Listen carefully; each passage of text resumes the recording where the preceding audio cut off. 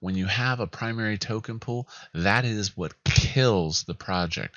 But here's the rub. In this case, the primary token is being used as a certificate of deposit. Cryptoslo, cryptocurrency news and investing. Cryptoslo with more crypto gains. What's going on, guys? Hope you're having a great day, staying safe out there, and let's talk some crypto. So the long-awaited CurrySwap. So CurrySwap's gone through multiple levels of testing, audits, and according to their latest Twitter release, will launch in 48 hours. Now, why am I interested in CurrySwap? Now, I know everyone's like, why aren't you reviewing Wise? Blah, blah, blah, blah. And my problem with Wise is, in essence, I feel like Wise is kind of just like a hex clone, not talking bad about it, a hex clone with a fair start with high liquidity.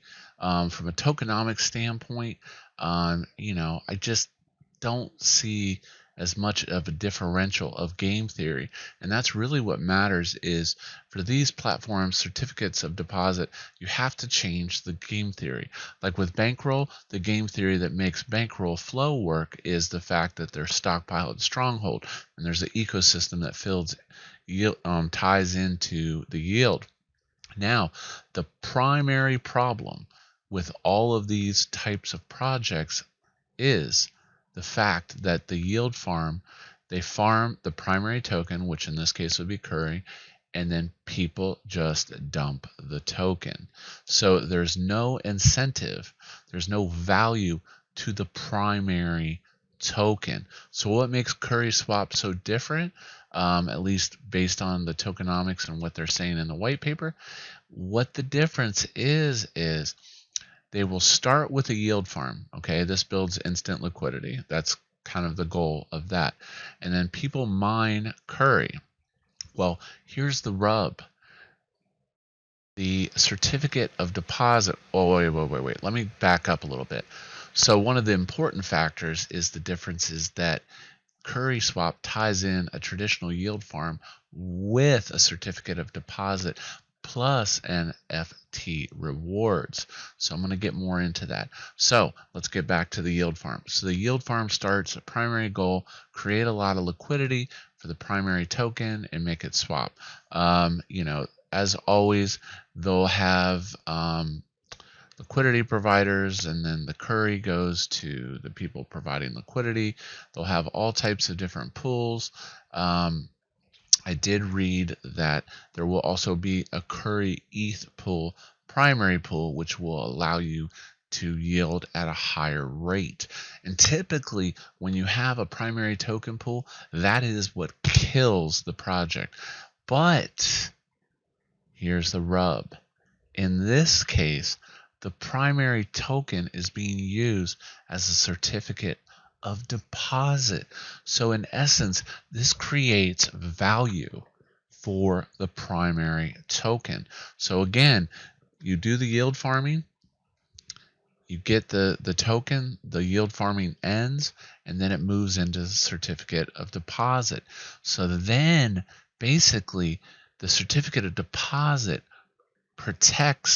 theoretically protects and gives perceived value to the Curry token, because the Curry token then goes into what's called food lobby, and that's when you start staking, and then people can come in. Now, the people that don't take part in the yield farming can then get into the lobby, just like a traditional certificate of deposit. You stake, and then you earn the ETH back that comes into the system every day. Going over the white paper.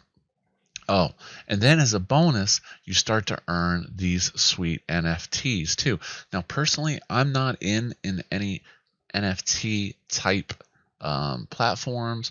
I feel it was kind of a phase and it's cool, but I kind of see you as a bag holder if you're getting NFTs, but it just depends on what's going on. So going back over different stages, yield farm event, generate lots of curry for the early adopters. Okay, static staking pool to earn even more curry, and then food vault. So we've got the static staking pool. This would kind of be like stack and bankroll. So curry earns curry, and then you have the food vault where to migrate their food token to Curry V2. And then you have NFT rewards. So as you can see, here's the supported pools, USD, ETH, USD, blah, blah, blah, blah, blah. So there is basically some pools which give you APY where there's less risk. And then of course you have the primary pool, Curry ETH, which will probably have a super high APY if you're going all in.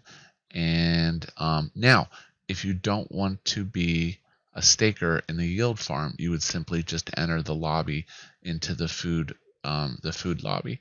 Okay, so then, like I said, the certificate of deposit with the V2 tokens, you end up getting ETH back. So you end up in the food lobby.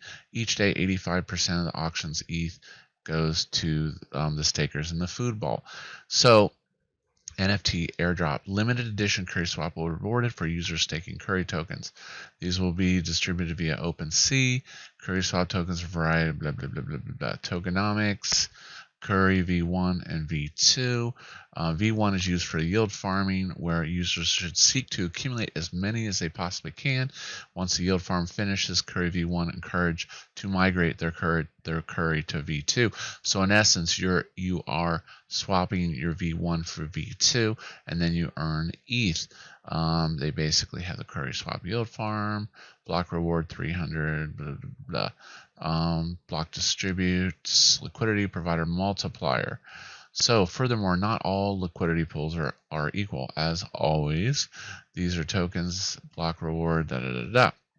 So in essence, if you're getting into this, you have to know that you're going to migrate to the V2 if you're going all in.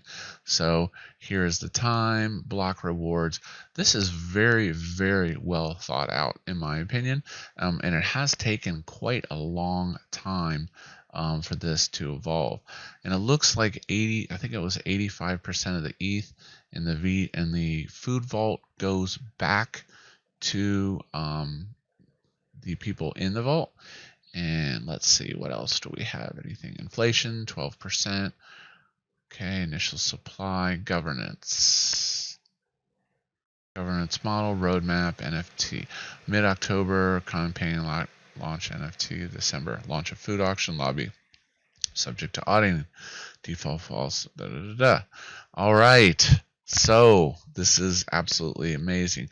Going over here, going to their thing. Now, I think, don't sleep on this, CurrySwap has the potential to be very, very, very big.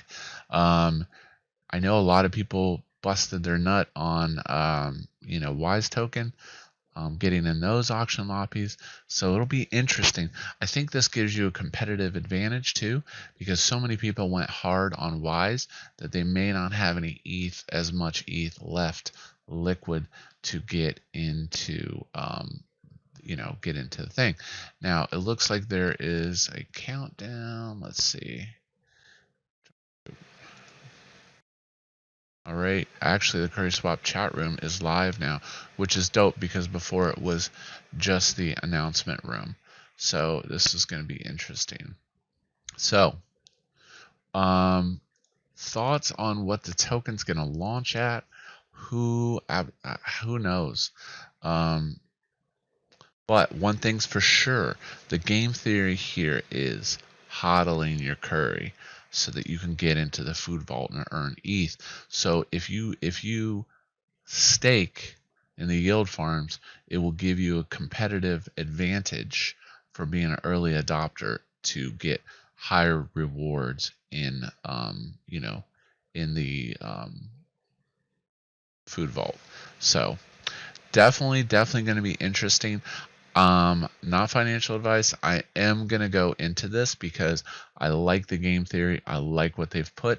I've liked that they've put a rub on this, on the yield farms, and made a hybrid model And I think that this can work. Now, is there risk? There is risk. If you want to mitigate your risk and not be an ape, you would just go into one of the pairs that doesn't use Curry as a primary. If you want to ape and go bananas, you're going to get the Curry ETH pair, because I'm sure that will pay the highest yield of all the farms. So that's the ape option. The safe option is just to provide liquidity, assuming no rug, as always with with any of these. Don't put in more than you can afford to lose.